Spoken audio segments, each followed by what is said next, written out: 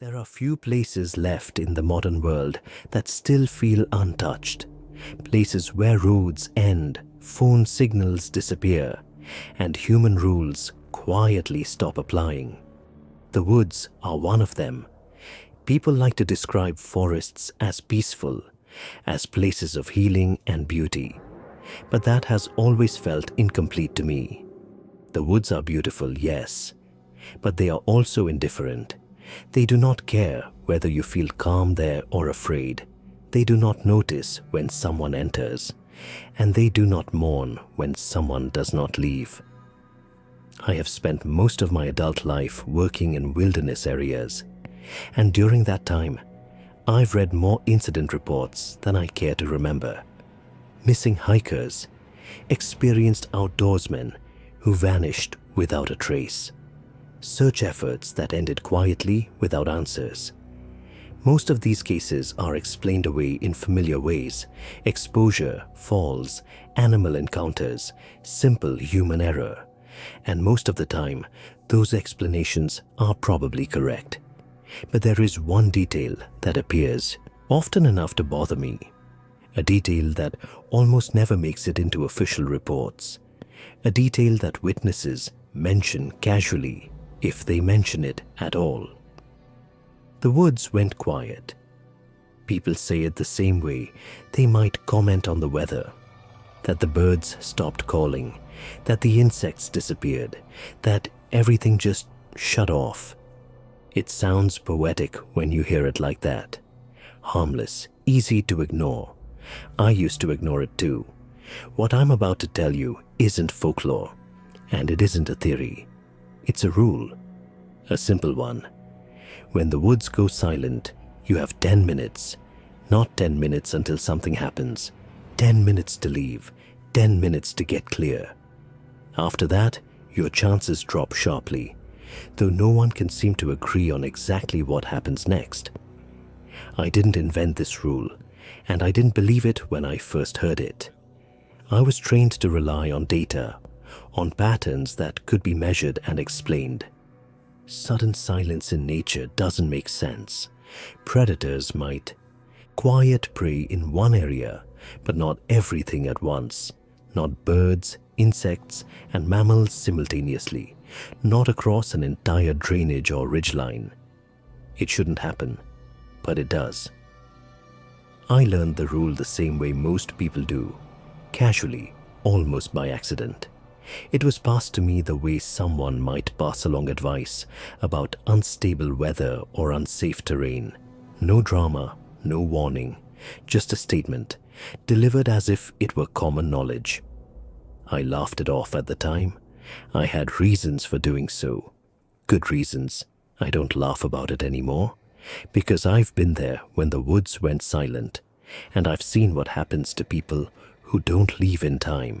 At the time all of this began, I was working as a field technician for a federal land management agency. My job wasn't exciting, and it certainly wasn't dangerous in the way people like to imagine when they hear wilderness work. Most days were repetitive. Hike in, service equipment, record data, hike out.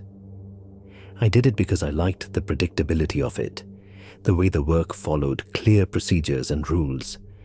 I had a graduate degree in environmental science with a focus on wildlife monitoring.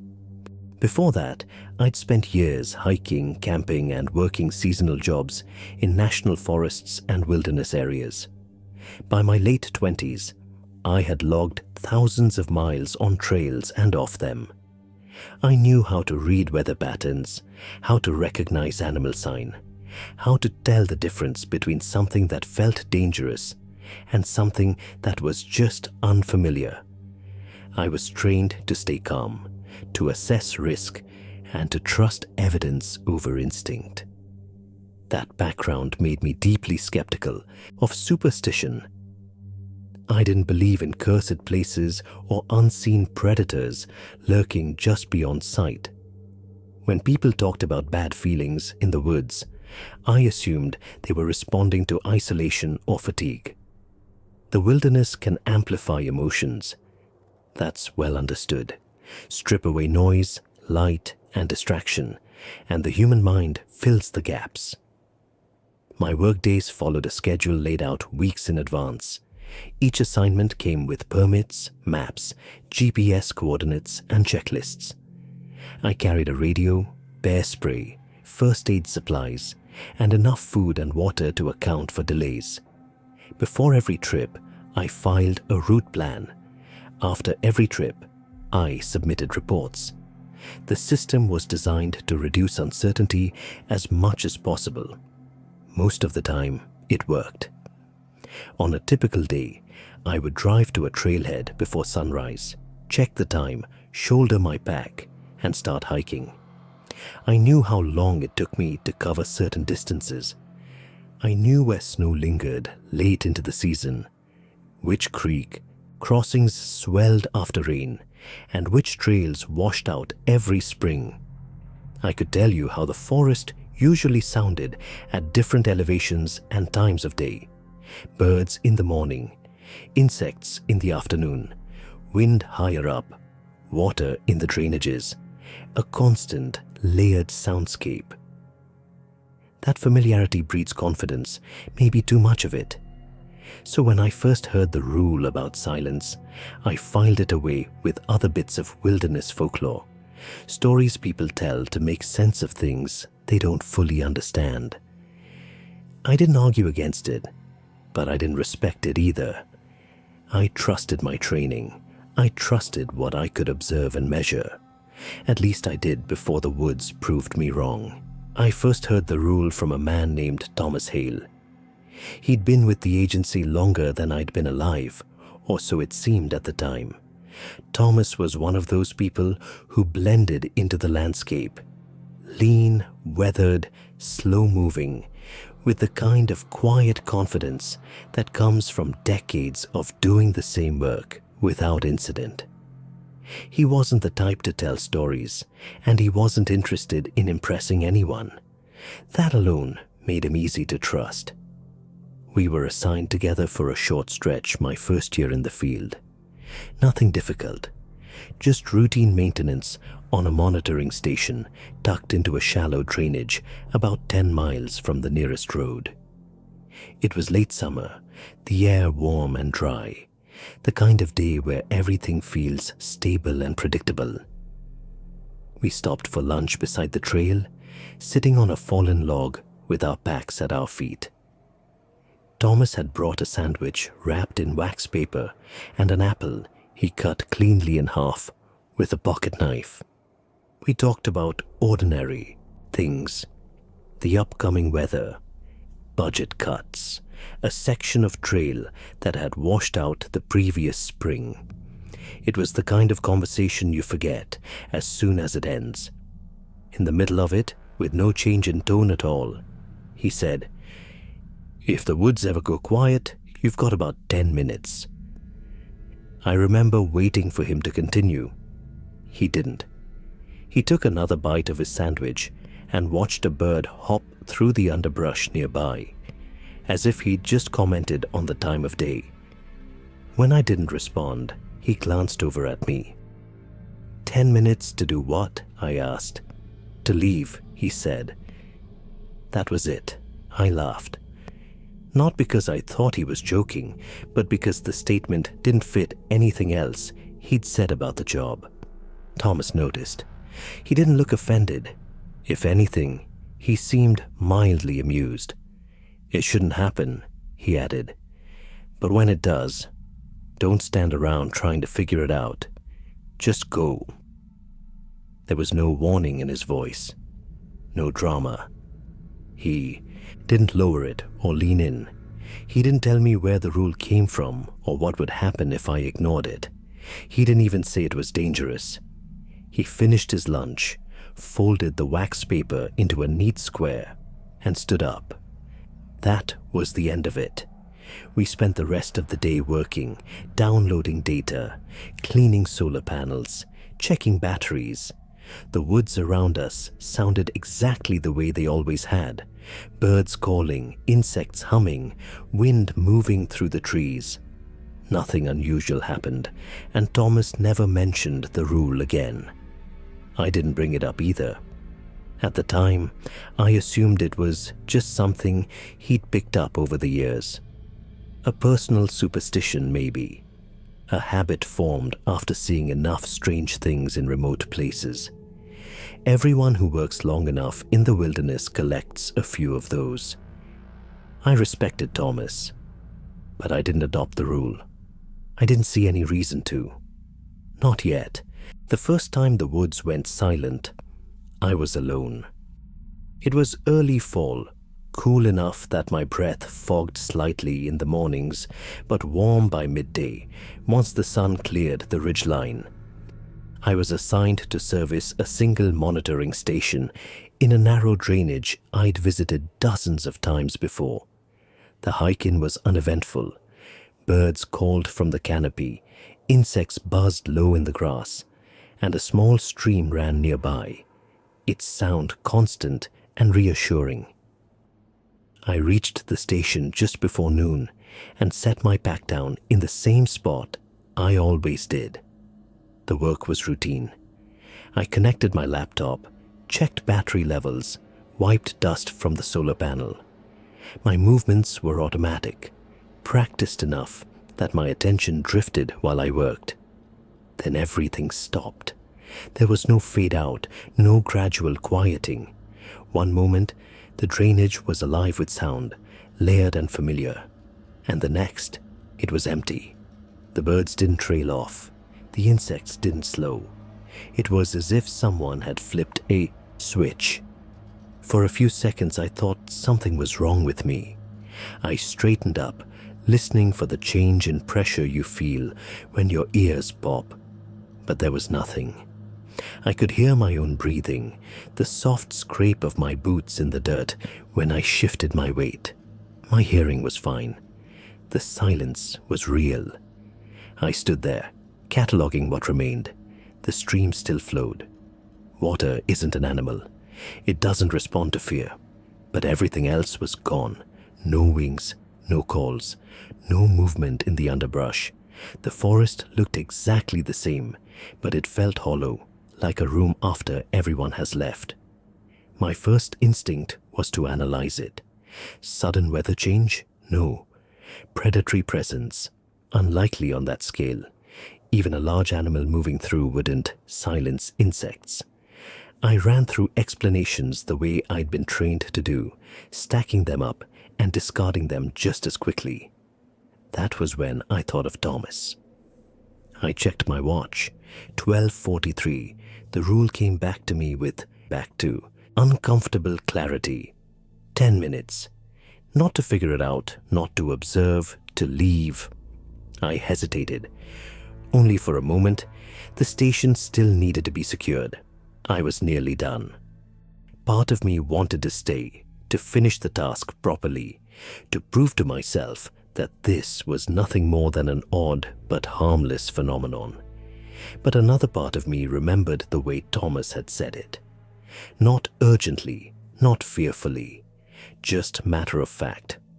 Like advice you give because you've seen what happens when people ignore it. I packed up. I didn't run. I didn't panic. I moved efficiently, the way you do when you've decided something is no longer worth questioning. I shouldered my pack and started back up the trail, keeping my pace steady. The forest remained silent the entire way out of the drainage. Nothing followed me. Nothing appeared.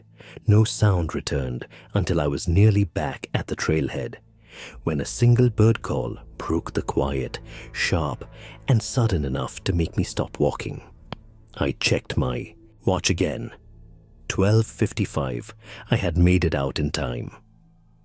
That night, I told myself I'd overreacted. But I didn't forget the silence. I didn't tell anyone about what happened that day. There was nothing concrete to report, and no one would have taken it seriously anyway. People don't file incident reports about silence.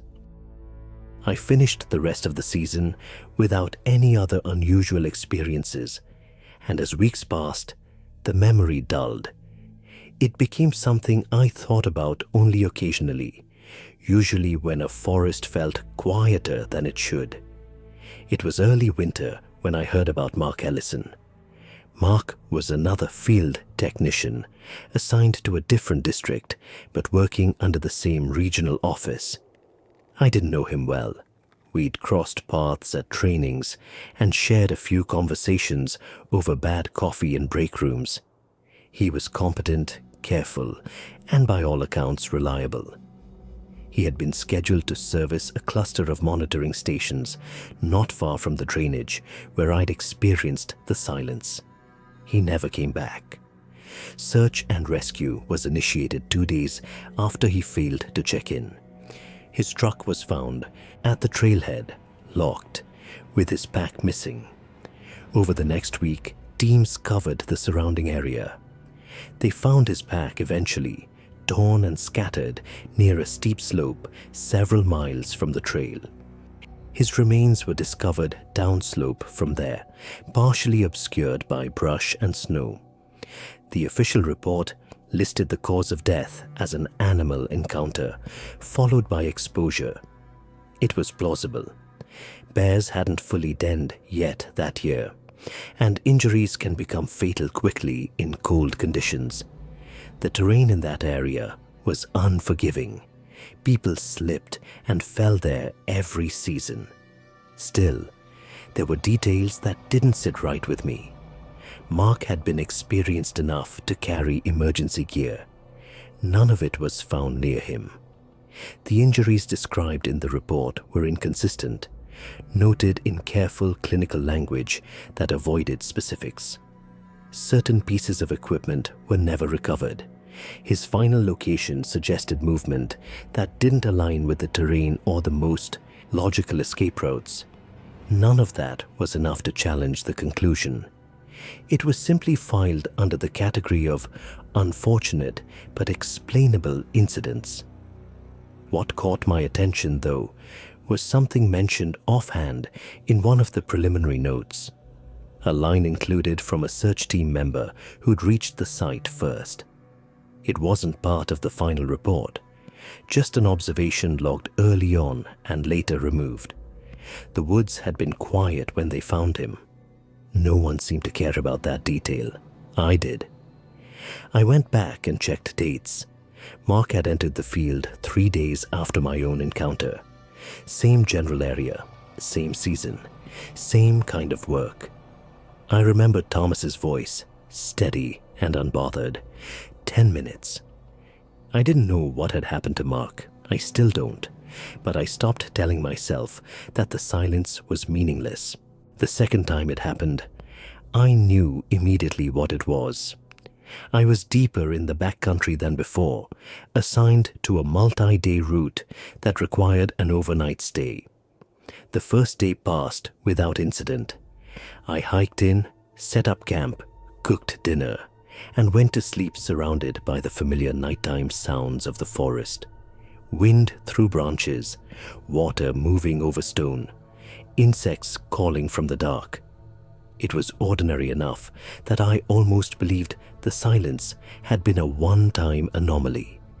The next afternoon, I was moving between sites along a ridgeline when the woods shut down again. It was just as sudden as the first time. One moment sound existed, layered and constant, and the next it was gone. The absence felt heavier this time, not because it was different, but because I recognized it. My body reacted before my mind finished catching up. I stopped walking and checked my watch. 1:12 p.m. I didn't debate leaving. I turned back toward the trail without hesitation, adjusting my back straps and setting a steady pace. The rule had already proven itself once. I wasn't interested in testing it again. I had gone perhaps 100 yards when I noticed something ahead of me. At first, I thought it was another hiker standing just off the trail. The shape was roughly human-sized, upright, positioned between two trees where the undergrowth thinned. That assumption lasted only a second, long enough for my brain to register that something about it was wrong. The proportions didn't quite work. It was too narrow through the torso, the shoulders set slightly too high, the limbs hanging at angles that suggested either tension or imbalance. It wasn't moving, not shifting its weight, not swaying. It stood perfectly still in a way that didn't look relaxed or natural. I slowed without stopping, keeping my movements controlled. The surface of the shape was dark, darker than shadow, but not uniform. It moved, not the way fabric moves in the wind, not the way leaves ripple. The movement was subtle and continuous, like something flowing just beneath a thin outer layer. A slow internal adjustment, as if whatever shape I was seeing wasn't fully settled into it. I didn't see a face. I didn't try to. Every instinct I had told me that looking too closely would be a mistake. Instead, I focused on what it wasn't doing. It wasn't reacting to me. It wasn't advancing. It wasn't retreating. It simply existed there, occupying space it shouldn't have. I checked my watch again without breaking stride. 1:15. I veered off the trail slightly, giving it as wide a berth as the terrain allowed, and continued walking. My pace stayed even. I resisted the urge to hurry. Silence pressed in from all sides, thick enough that I could hear the blood moving in my ears. I didn't hear it follow me. I didn't hear anything at all until I had descended far enough that the forest began to open and sound slowly returned, one layer at a time. Wind first, then a single bird call, then the distant buzz of insects. I didn't stop until I reached a clear area where the trail met an old service road. 1:21 p.m., 9 minutes. I didn't look back toward the ridgeline. I didn't need to. Whatever I'd seen hadn't chased me. It hadn't threatened me. It hadn't needed to. That was the worst part. After the second incident, I requested lighter assignments, day routes, areas closer to trailheads, places where leaving quickly would be easy if I needed to. I didn't explain why. I couldn't. There was no language for what I'd experienced that wouldn't sound irrational, and I wasn't interested in becoming a liability in the eyes of my supervisors. For a while, my requests were accommodated. Then, midway through the season, staffing shortages caught up with us. Schedules shifted. Routes were reassigned. I was told I'd be accompanying a new hire on a 2-day field assignment. Training duty. It wasn't optional. Her name was Emily. She was fresh out of school, enthusiastic in the way people are before experience tempers it. She talked about the job with excitement, about being outdoors, about the freedom of it. She reminded me uncomfortably of myself a few years earlier. We drove to the trailhead together early in the morning, the truck filled with the quiet sounds of gear shifting and gravel crunching under tires. She asked questions about procedures, about wildlife in the area, about which routes I preferred. I answered them automatically, my attention fixed on the forest sliding past the windows. I tried to warn her, not directly, not in a way that would have required me to explain everything.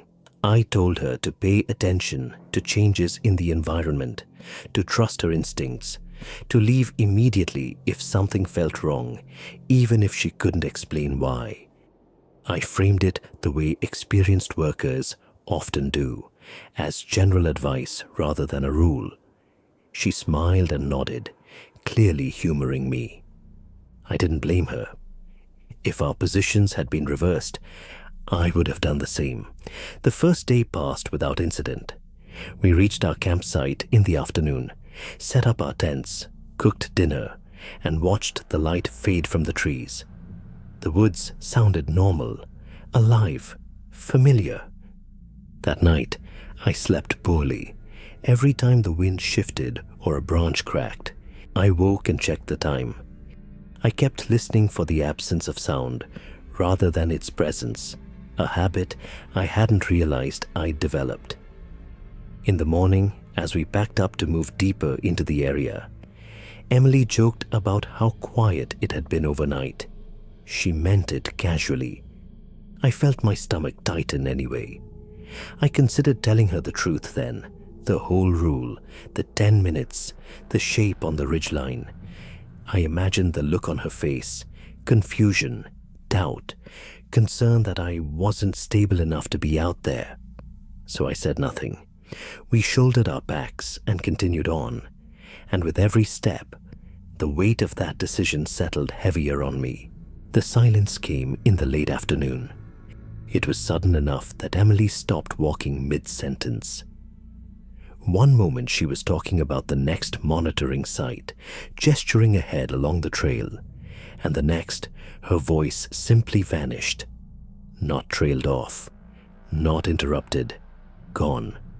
I felt it immediately, the way a pressure change announces itself before you consciously register it. My chest tightened, and my first instinct was to look at my watch. 4:18 p.m. Emily frowned. "Did you hear that?" she asked. I didn't answer. I was listening, cataloging the absence. No wind, no insects, no distant bird calls. Even the faint rustle of our own movement felt intrusive, too loud against the hollow stillness pressing in from all directions. "We need to go," I said. She laughed softly, uncertain. "Go where?" "Back," I said, sharper than I meant to. "Now." She opened her mouth to argue, then paused. I saw the moment she noticed it for herself. The way the forest felt wrong, empty in a way that had nothing to do with quiet. "Okay," she said slowly. "Okay." We turned back together. I set a pace that was fast but not frantic. Running would only invite panic, and panic leads to mistakes. I checked my watch again. 4:20. We hadn't gone far when Emily slowed. "Did you hear someone?" she asked. I shook my head. "Keep moving." She hesitated, looking off to the right where the trail dipped into thicker trees. I thought I heard.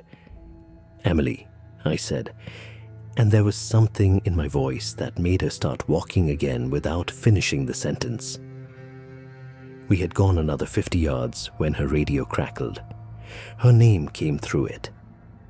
"Emily," the voice said, clear, calm, familiar. She stopped instantly, hand already reaching for the radio. "That's you," she said, looking at me, confused. "You're right here." The radio crackled again. "Emily, where did you go?" The voice was mine. I grabbed her wrist before she could respond. "Don't answer," I said. Her eyes widened. "How?" "There's no time," I said. I checked my watch again. 4:23. "We have to leave." The voice came again, closer now, not through the radio this time, from the trees ahead of us, just off the trail. "Hey," it called. "You missed the turn." It sounded exactly right, every inflection, every pause, the cadence I'd used 1,000 times without thinking. Hearing it from somewhere my body knew I wasn't standing made my skin prickle. Emily pulled free of my crepe. "This isn't funny," she said, her voice tight. The forest shifted. I don't know how else to describe it. The presence I'd seen on the ridgeline before wasn't in one place anymore. It wasn't moving in a way I could track. The voice came from our left, then our right, then somewhere behind us, always just far enough away that turning toward it felt like a mistake. "Emily," it said again, softer now, concerned. "Wait up." She took a step toward the sound. I caught her backstrap and yanked her back hard enough that she stumbled. "It's not me," I said. "It's not human. You have to trust me." She looked at me, breathing fast, torn between confusion and fear.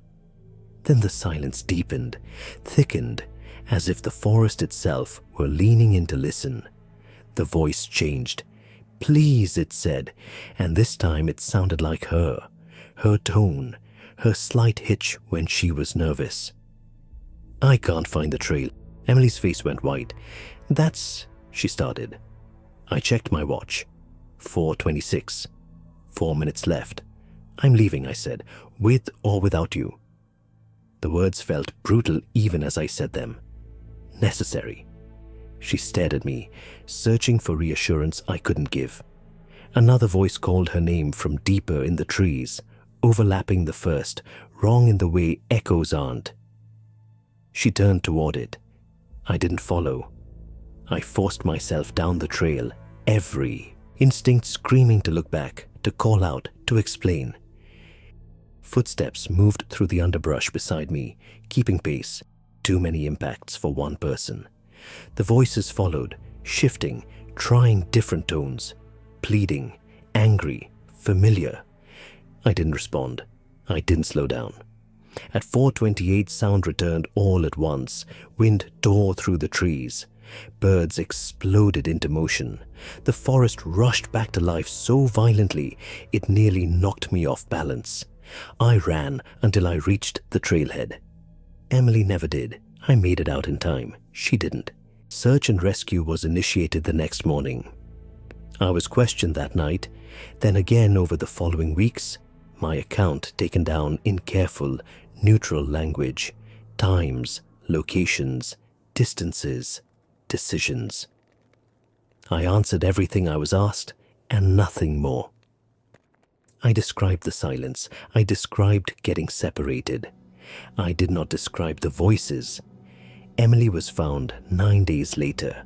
The official report concluded that she had wandered off the trail and suffered a fatal accident, followed by post-mortem animal activity. It was a clean explanation, the kind that fits neatly into established categories. The terrain in that area was dangerous. Weather conditions were variable. Fatigue impairs judgment. These things happen. There were details, though, that never sat comfortably with me. Her equipment was scattered in a pattern that suggested deliberate placement rather than a fall. Parts of it were missing entirely.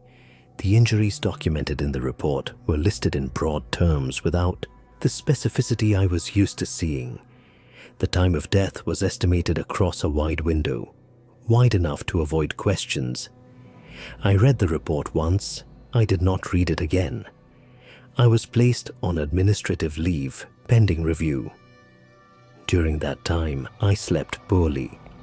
I woke up at odd hours and listened for sound that wasn't there. Sudden quiet made my heart race. I checked my watch compulsively, even indoors, even in crowded places where silence was impossible. When I returned to work, I requested reassignment to duties that didn't require extended time in the field. My supervisors agreed without argument. They didn't ask why. I think they were relieved not to know. By the end of the year, I resigned. I moved to a city. I chose an apartment high enough that I could not hear the street when the windows were closed. I took a job that could be done entirely indoors. I stopped hiking, stopped camping, stopped seeking out quiet places. The woods did not follow me, not physically, but the habit did. To this day, I notice when a room goes silent, when conversations drop away all at once, when the air feels too still. I look at my watch without thinking, and I leave. I still don't know where the rule came from. I've thought about Thomas Hale often over the years, about the way he mentioned it without emphasis, as if it were something he'd learned the same way you learn which trails flood in spring or which slopes slide after heavy snow. I wonder who told him, and who told the person before that. At some point, someone had to notice the pattern. Someone had to survive long enough to understand that when the woods go silent, time becomes the only thing that matters. Official records don't acknowledge it. They can't.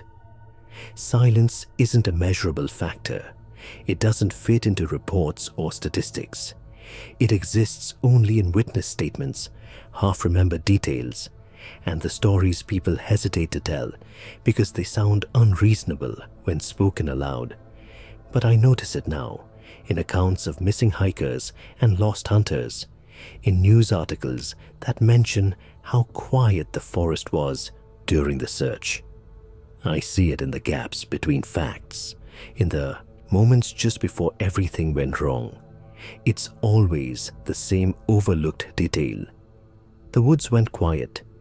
People don't realize what that means. They pause, they listen, they try to understand it. They stand still, waiting for an explanation, not knowing that the window is already closing. I don't know what lives in that silence. I don't know if it's one thing or many, or if it even thinks the way we do. I only know what I've seen and what I've lost, and what happens when people stay too long. So this is all I can offer you, not a theory, not a story meant to scare you away from the wilderness. Just a rule that has been paid for many times over. If you're ever out there, far from roads and lights, and the forest suddenly feels empty in a way you can't explain, don't wait. Don't investigate. Don't call out. Look at your watch and leave. Subscribe to the channel if you'd like to hear more true style accounts of the unexplained.